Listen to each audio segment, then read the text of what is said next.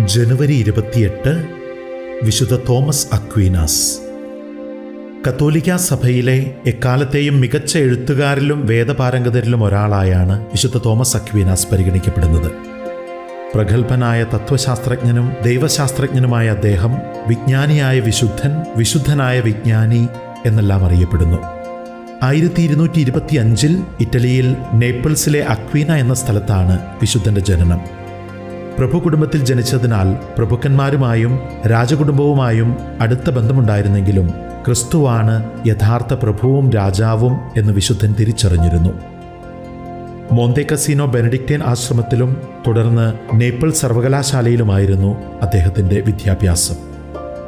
പ്രാർത്ഥനയിലും പഠനത്തിലും ഏറെ ശ്രദ്ധ പതിപ്പിച്ചിരുന്ന വിശുദ്ധൻ ദരിദ്രരെ സഹായിക്കുന്നതിലും മുൻപന്തിയിലായിരുന്നു. കോളേജ് കാലഘട്ടത്തിൽ വിശുദ്ധന് ആത്മമിത്രമായി ഒരു ഡൊമിനിക്കൻ സന്യാസി ഉണ്ടായിരുന്നു.